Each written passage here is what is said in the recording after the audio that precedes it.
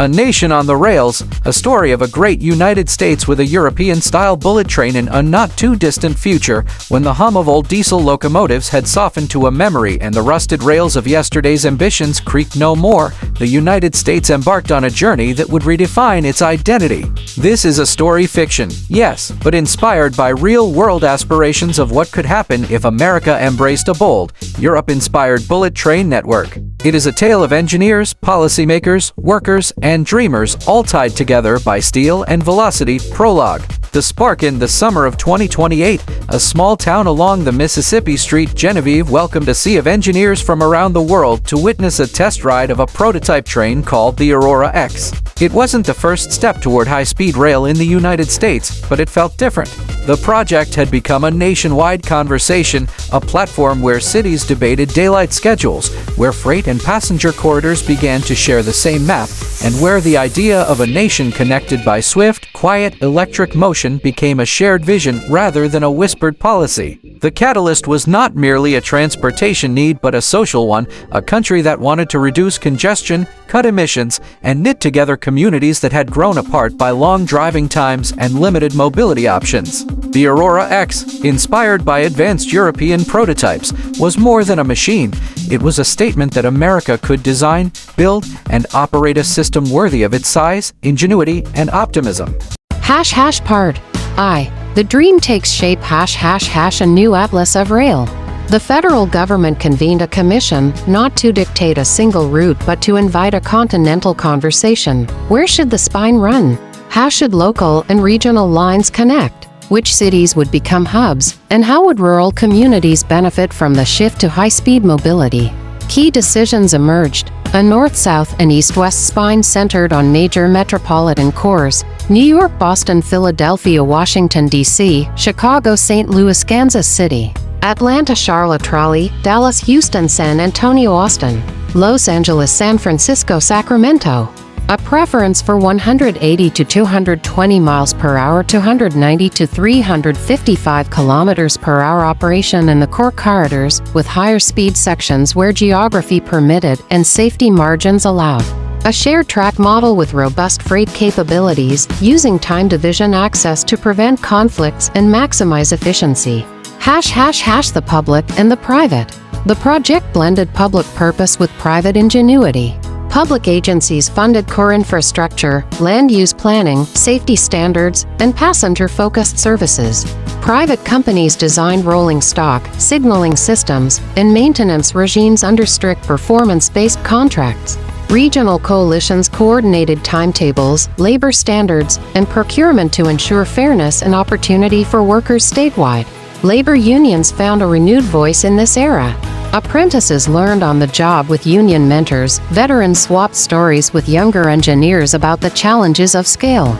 Communities adjacent to the routes anticipated new jobs: manufacturing plants, maintenance depots, hospitality, and services for travelers. The project offered training pipelines for veterans, rural workers, and urban youth, a rare alignment of labor interests and national ambition. Part 2. The machines, people, the places. The trains. The Aurora X family, sleek, quiet, and intensely reliable, became a symbol of what American design could achieve when it embraced global knowledge and local needs. Aurora X 1.0 Core Express. A dual-service flagship capable of 190 miles per hour in regular operation and near supersonic acceleration for short distances, designed for the busy spine corridors. It featured lightweight aluminum titanium composite body, magnetic levitation-inspired suspension for reduced vibration without full maglev to keep costs reasonable, regenerative braking feeding energy back into the grid and nearby stations, spacious, modular interiors with flexible seating for business travelers and families. Aurora X Freight. A high-capacity, semi-autonomous freight variant that could run during lower speed windows, enabling seamless goods movement without sacrificing passenger service. Aurora X Local. Short-stage trains for dense urban corridors, providing frequent, comfortable service with minimal platform dwell times. The tech, safety, encompassed advanced ETCS-like signaling interoperable across states with automatic braking and obstacle detection. Redundant power systems and onboard emergency response units ensured resilience. Power, a network-wide transition to electrified corridors with green energy integration at stations and depots. Batteries and auxiliary power units supported reliability during transitions. Stations, elevated and subterranean hubs in cities with barrier-free access, integrated retail and workspaces, and efficient fare systems. Stations were designed not as ends in themselves but as community centers that encouraged walking, cycling, and transitory development. Maintenance, predictive analytics and remote monitoring shrank unplanned outages. Local technicians trained in modular maintenance kept a nationwide standard of performance. The people, engineers and builders, a generation of American engineers who had learned from abroad and contributed homegrown innovation. They collaborated with universities, national labs, and private companies. Communities, towns along the routes saw new life. Restaurants near stations, housing that encouraged mixed-income neighborhoods, and improved access to education and healthcare through faster connections to regional centers. Riders, commuters traded long drives for predictable, comfortable journeys. Students could attend universities in different states without the burden of lengthy travel. Seniors rediscovered the pleasure of travel without the stress of driving. Part 3. The tide of change, economic rejuvenation. The high-speed network sparked a regional economic renaissance. City pairs that had seemed distant, Boston and Washington, D.C., Chicago and Cleveland. Los Angeles and San Diego grew closer in both time and collaboration. New business districts formed around stations, while existing industries leveraged the quicker movement of people and goods. Small towns along the corridors experienced a surge of visitors and investment. Chambers of commerce celebrated improved access to major markets, and farmers found new opportunities to ship perishable products with speed and reliability. Demographic and social shifts. The rail network influenced where people chose to live. Some moved closer to rail hubs, trading hours of daily driving for time reclaimed in transit, enabling a better work-life balance.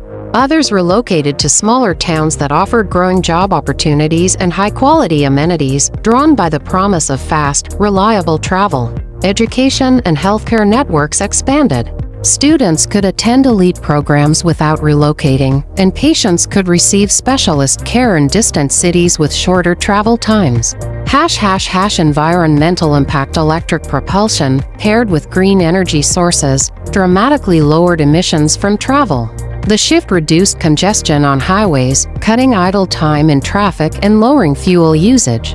The broader strategy also encouraged land use planning that valued walkability, transit-oriented development, and preservation of natural landscapes.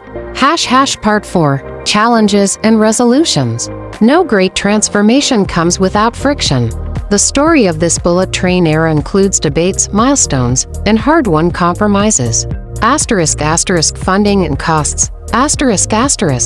Early estimates faced scrutiny. The response was a phased rollout, cost-sharing across regions, and performance-based payments that rewarded reliability and safety rather than sheer speed alone. Land use and environment. Balancing corridor development with environmental protection required thoughtful planning, community engagement, and transparent impact assessments. Workforce transition.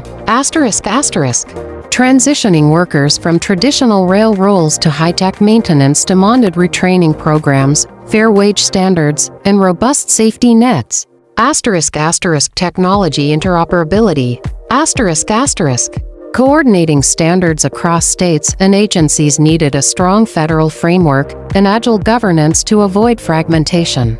Through collaboration, accountability, and a shared sense of purpose, the nation navigated these hurdles. The result was not a flawless system, but a resilient one capable of adapting to growth, weathering crises, and continuing to improve the lives of its people. Part 5. A long view of a great future. As years passed, the bullet train network became the backbone of a more connected, prosperous United States. The story's ending is not a finale but a continuing chapter, one that invites further innovations and collaborations.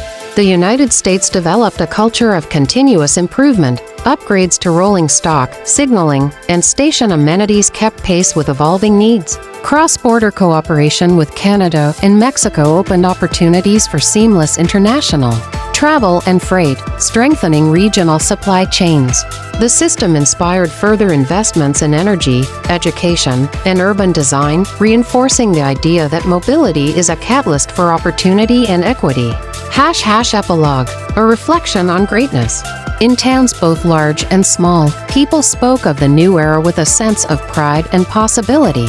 The bullet train was more than a machine, it was a national promise kept, a belief that a country as vast as the United States could be united not only by laws and borders but by shared experiences, efficient movement, and a resilient, forward-looking spirit. Newspapers celebrated the daily rituals of travelers who no longer watched clock hands, only the track ahead. Students studied in comfortable cars during their commutes. Small businesses thrived around bustling stations. The land itself seemed to breathe easier, its cities connected by lines of bright steel that sang with the quiet power of electric motion. And in the quiet of the night, if you listened closely, you could hear the soft, steady whisper of progress, the sound of a nation choosing speed, safety, and solidarity in equal measure. If you'd like, I can adapt this story to a specific city-to-city corridor, add character-driven subplots, or include more technical details on track design, safety systems, and governance models.